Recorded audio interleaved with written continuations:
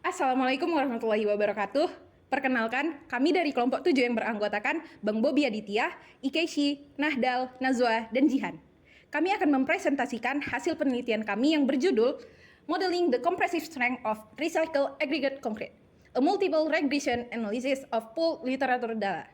Penelitian ini kami mengambil topik green materials. Berikut adalah outline dari penelitian kami.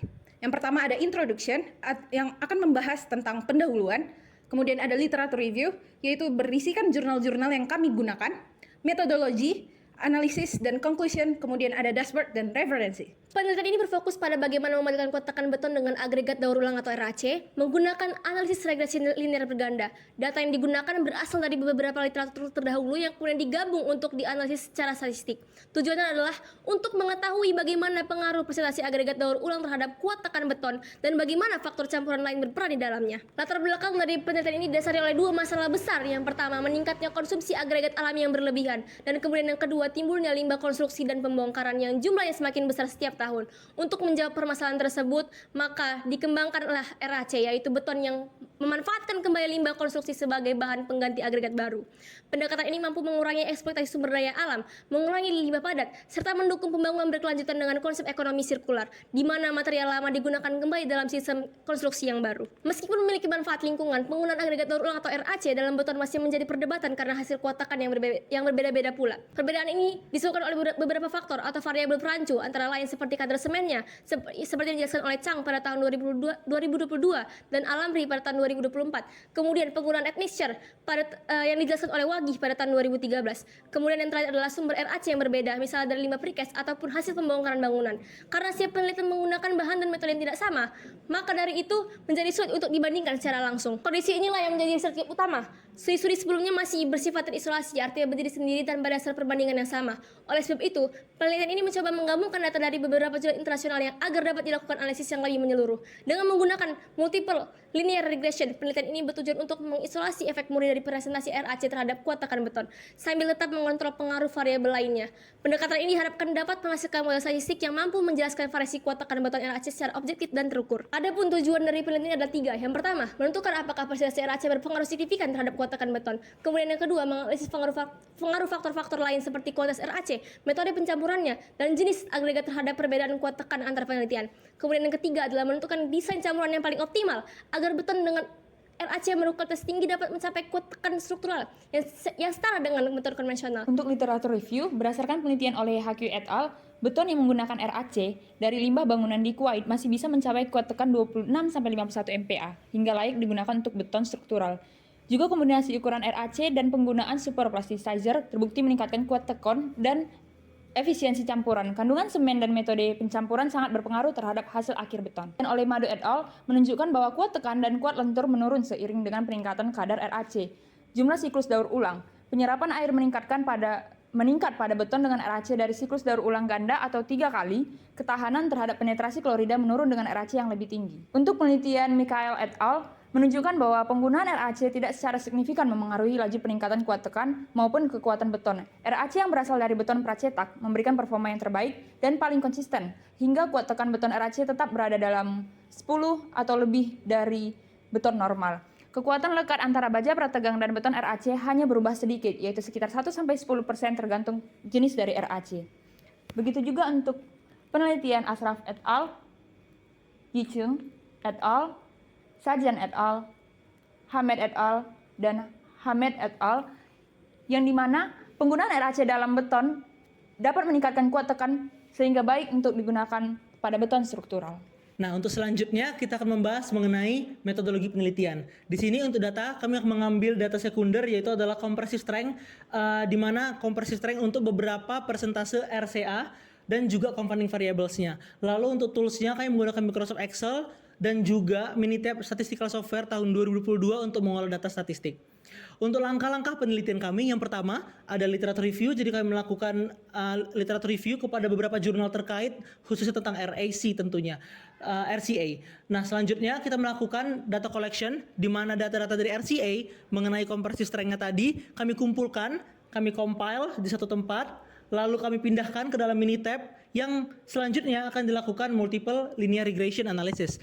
Nah, nantinya ketika di mini tab kita pergi ke menu statistik, lalu regression, fit regression model, lalu kita input variabel-variabelnya, lalu juga jangan lupa dihidupkan untuk grafiknya supaya memunculkan hasil grafik di klik yang 4 in 1. Lalu untuk selanjutnya, maka kita masuk kepada hasil dari summary-nya. Di mana yang pertama untuk model summary kita mendapatkan R square root-nya adalah 45,54% dan juga R square adjusted-nya 46,81. Ini membuktikan kalau misalnya model yang kita buat itu hanya mewakilkan 46% dari hasil ini. Jadi 53% tadi kemana? Itu adalah beberapa variabel yang tidak kita masukkan. Bisa jadi seperti di jurnal-jurnal sebelumnya terkait perbedaan sumber dari RCA ataupun perbedaan dari material dari RCA sendiri gitu. Lalu selanjutnya untuk analisis variansnya, di sini kita bisa melihat bahwa untuk regressionnya kita lihat ke p-value-nya. P-value-nya 0 berarti diterima. Otomatis berarti hasil dari regression kita ini dapat diterima, berarti valid. Namun kita balik ke lack of fit di sini 0,017 juga diterima. Berarti hasilnya kurang baik. Kembali lagi karena model kita belum sepenuhnya mewakili keseluruhannya karena tidak memasukkan seluruh variabel yang diperlukan. Nah, tapi kita kembali ke koefisien, ini adalah hal yang paling penting di mana kita bisa melihat kalau sebenarnya persen dari RCA itu sendiri p-value-nya adalah hampir 1, menandakan bahwa dia tidak diterima. Jadi persen RCA itu tidak berpengaruh kepada kuat tekan beton. Justru yang lebih berpengaruh adalah semen dan juga super plasticizer. Dan untuk hasil plotnya baik itu uji normalitas, dia masuk kepada uji normalitas. Untuk versus fitnya dia bagus karena dia acak, lalu dia histogramnya juga bagus karena mewakili bentuk lonceng seperti normality probability plot. Dan juga untuk versus ordernya dia bagus karena walaupun terlihat acak, tapi ini diakibatkan karena data yang kami masukkan itu berurutan. Baik, di sini saya akan menjelaskan kesimpulan yang pertama. Analisis multiple linear regression (MLR) menunjukkan bahwa persen RCA tidak signifikan terhadap kuat tekan. Artinya RCA bukan faktor utama penurunan kekuatan beton. Faktor paling berpengaruh yaitu kandungan semen, penggunaan super plasticizer.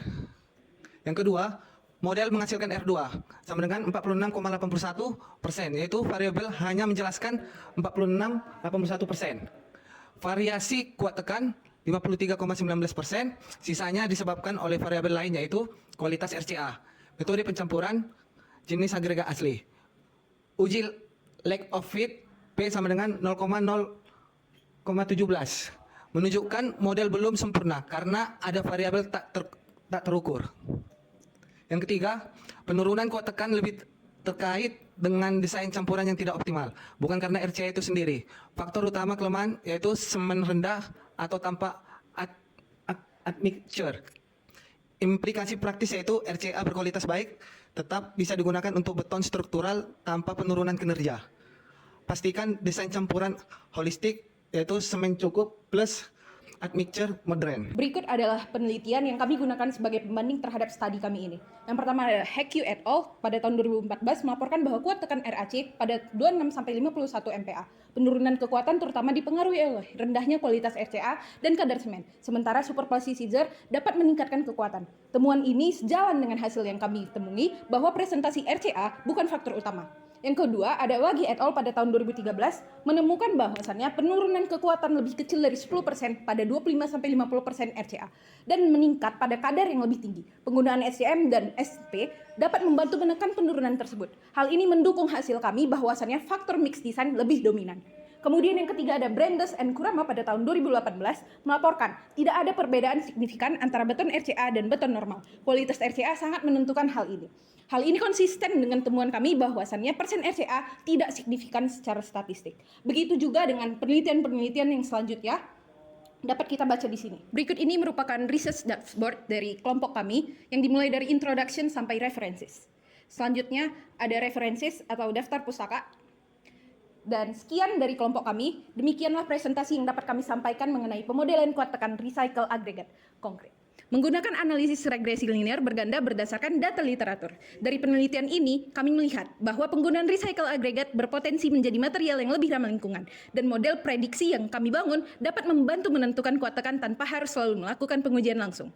Kami menyadari bahwa penelitian kami ini masih memiliki keterbatasan, sehingga diperlukan pengembangan lebih lanjut. Terima kasih atas perhatian oleh Bapak, Ibu, dan teman-teman sekalian. Kami tutup dengan Assalamualaikum warahmatullahi wabarakatuh.